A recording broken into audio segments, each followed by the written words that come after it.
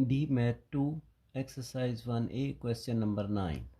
For each of the following, y is directly proportional to x. Copy and complete the table. यहाँ पे हमें एक table दिया हुआ है जिसमें कुछ जगह पर x की वैल्यू दी हुई है और कुछ जगह पर y की वैल्यू दी हुई है। तो इसके वैल्यू निकालने के लिए x और y की जहाँ जहाँ हमने फाइंड करनी है वो वैल्यू निकालने के लिए हमें सबसे पहले k मालूम करना पड़ेगा। तो k हमें मालूम करने के लिए ये दो वैल्यूज़ जो हमें x की भी और y की भी जिस बॉक्स में दी हुई हैं, इन वैल्यूज़ की मदद से हम k की वैल्यू निकालेंगे। तो अब हमारे पास जो क्वेश्चन है वो डायरेक्ट प्रोपोर्शनल का है और उसमें हमें उसने बता दिया है कि y is directly proportional to x, y is equal to k x।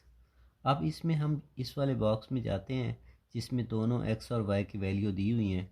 तो यहाँ पे x की वैल्यू 24 हमें दी हुई है और y की वैल्यू हमें 6 दी हुई है। तो इसकी मदद से हम k की वैल्यू फाइंड कर लेते हैं। तो यहाँ पे y की वैल्यू 6 हम पुट कर देंगे। k हमारे पास फाइंड करना है, हमने कांस्टेंट है, और x की वैल्यू 24 दी हुई है। अब ये 24 k के साथ मल्टीप्लाई हो रहा है, दूसरी तरफ जाएगा तो डिवाइड हो जाएगा। k is equal to 6/24।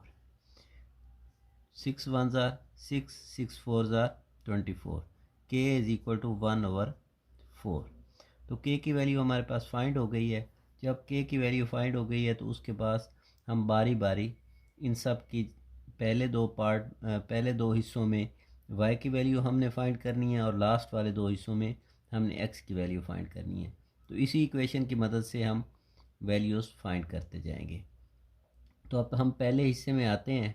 तो पहले हिस्से में x की वैल्यू हमें 4 दी हुई है और k की वैल्यू हमारे पास 1/4 है और y की वैल्यू हमने फाइंड करनी है। तो इसके लिए हम लिखेंगे y is equal to K X. तो अब यहाँ पे वैल्यूज़ हम पुट कर देंगे। तो y is equal to 1/4 into 4। 4 1s are 4, 4 1s are 4। तो y इज़ इक्वल टू 1। तो ये y की वैल्यू यहाँ पे हमारे पास 1 आ जाएगी। तो इसको हम y की जगह पुट कर देंगे।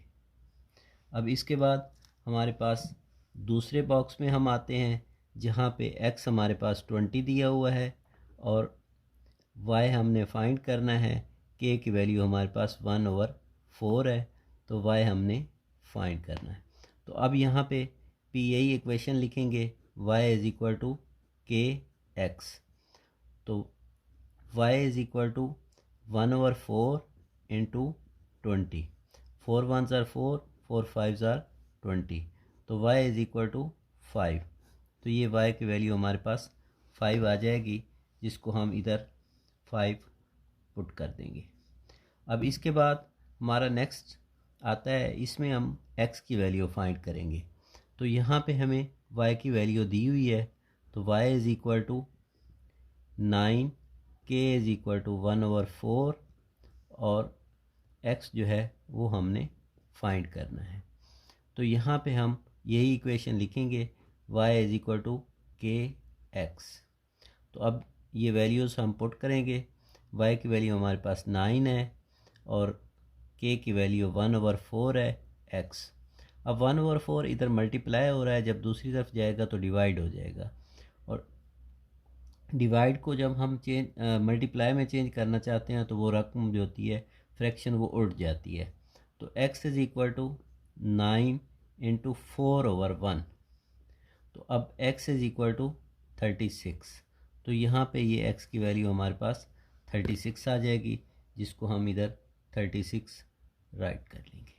अब इसमें अगले पार्ट में हमारे पास y की वैल्यू जो है वो 11 दी हुई है, k की वैल्यू हमारे पास 1/4 है और x की वैल्यू हमने फाइंड करनी है। तो यहाँ हम इस इक्वेशन की मदद से y is equal to K X, तो वैल्यूज़ इसकी पुट कर देंगे। तो y की वैल्यू हमारे पास 11 है और k की वैल्यू हमारे पास 1/4 है, x की हमने फाइंड करनी है।